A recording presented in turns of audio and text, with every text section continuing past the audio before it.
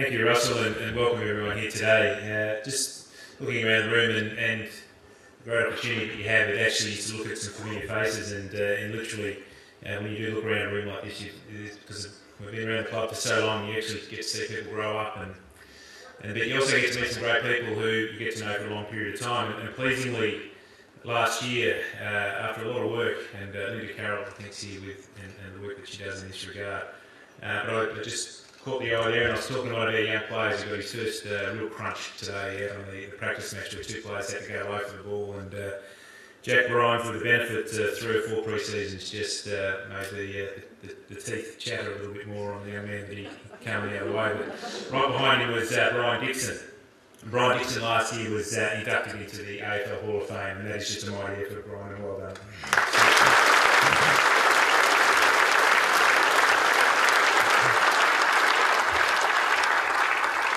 Brian joined us in China for our trip, which was just this remarkable experience, and Brian's played a major role in the growth of the game overseas, and at a time when no one saw it, no one thought of it, and that is a mighty achievement, and so the legacy lives in regard to that. And we probably, as part of that process last year, and we've worked really hard to make sure that the great people of our game are recognised the way that they should be, and there was this enormous era of people, but we kept looking to the Hall of Fame and seeing that it was only a Ron Barassi or a Stuart Spencer out of that great era who found themselves in the Hall of Fame.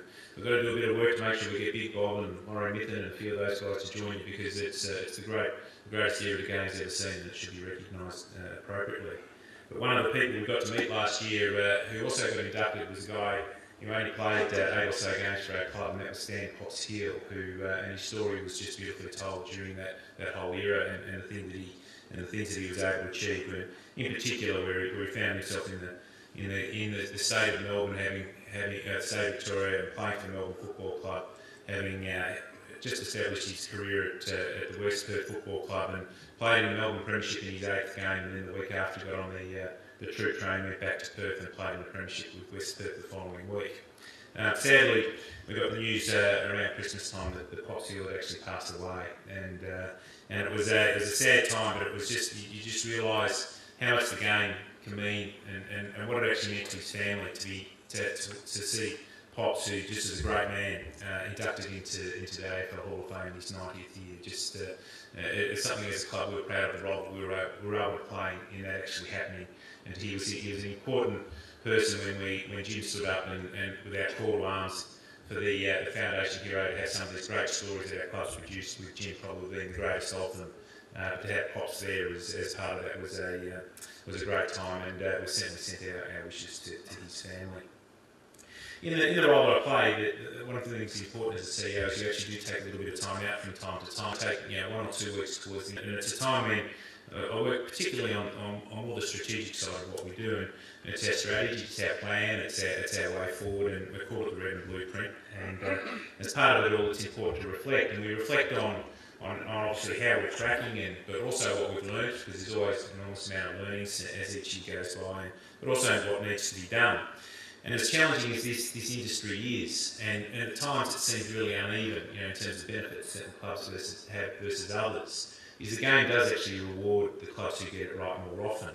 And that's obviously what we're focused on, is how we become great at making the right decision. And this is an AGM, so it's a bit of a time for reflection, but we also do it with an eye to the future. And the first step, always for our club, and from the moment that the guys walked in the door, was what do we need to do as a club to give ourselves a chance? And from the outset, there was one real focus, I think, and that was, as a club, to put ourselves back at the heart of the game. And as it's been said before, we're not a brand, we're not a franchise, although clearly we have sort of branding things to do and imperatives, and that comes into play when you look at the emblem there. But we are a club. And what is a club? We're a club that invented the game and has claims as the oldest of its type in the world.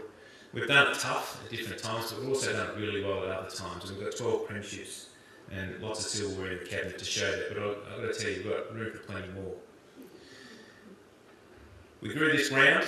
We are the reason that it's here in many ways. And that ground is now the heartbeat of the city, of which we obviously have that name. And today, like any other, people explain to me, we went to the practice match today, and when you walk around and say hello to people, the first story they tell you is why they became a Melbourne supporter. And in some cases you talk to people where it's the fifth generation, and there are very few things that can be talked of anywhere in the world as being the fifth generation support of anything.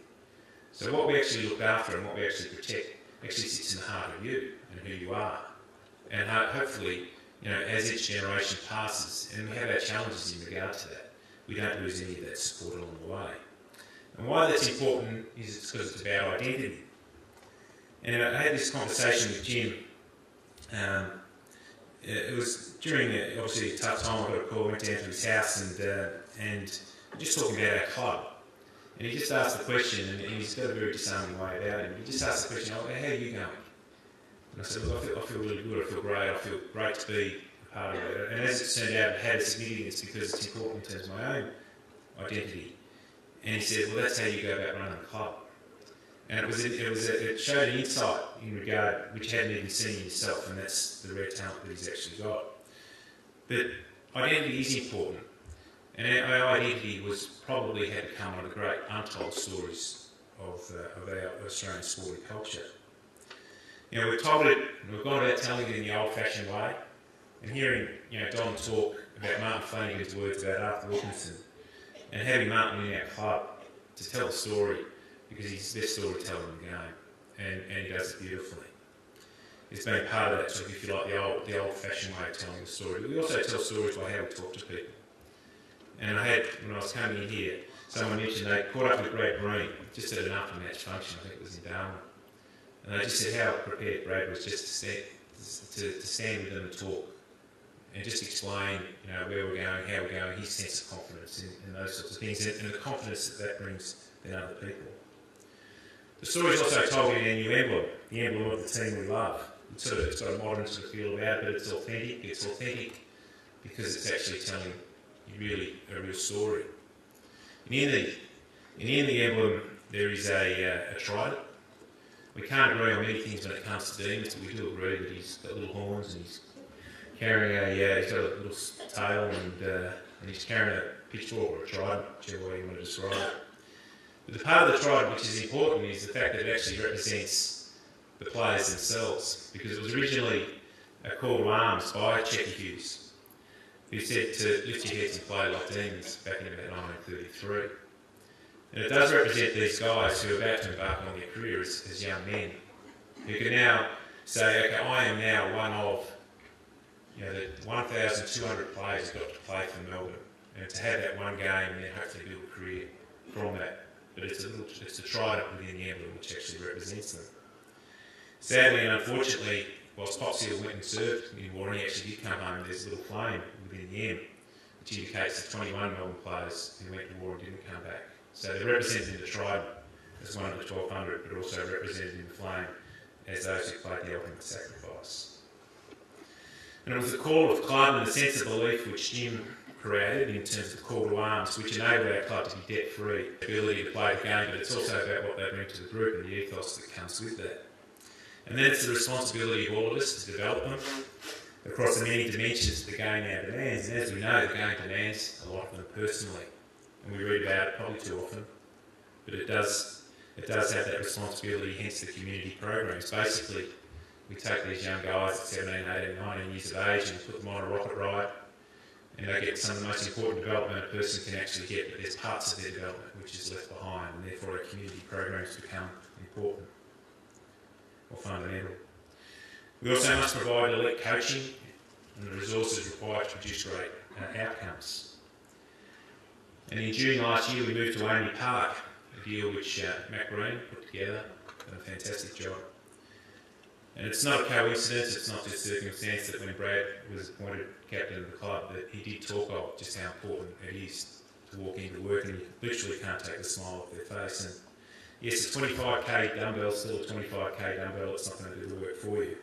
But the efficiency and the effectiveness of the programs that Dean and Chris and the rest of the team can now run are just so fundamental to our future.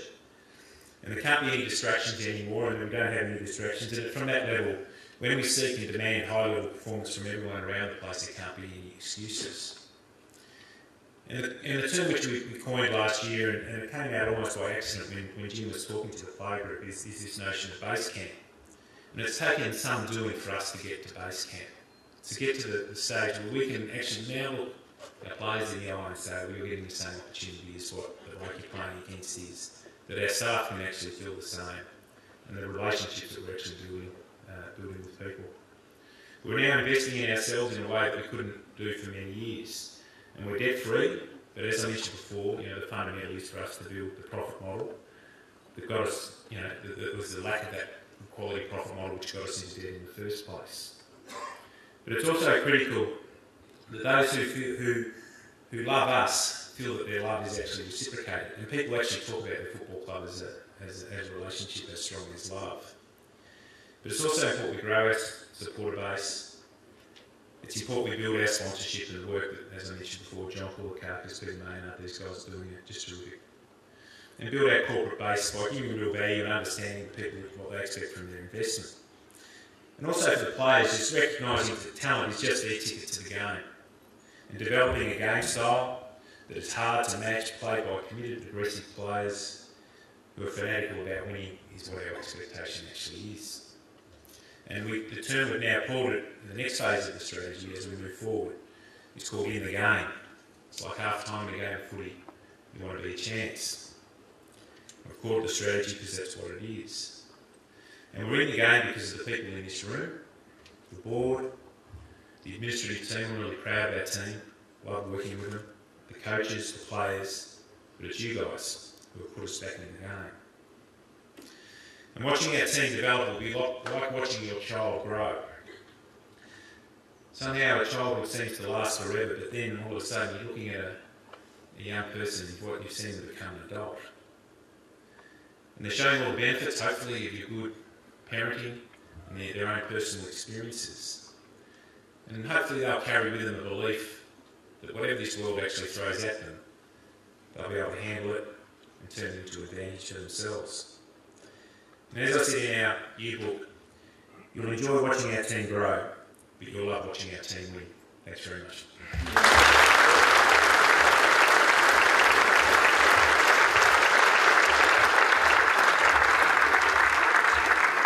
You ready? Thanks very much, Cam.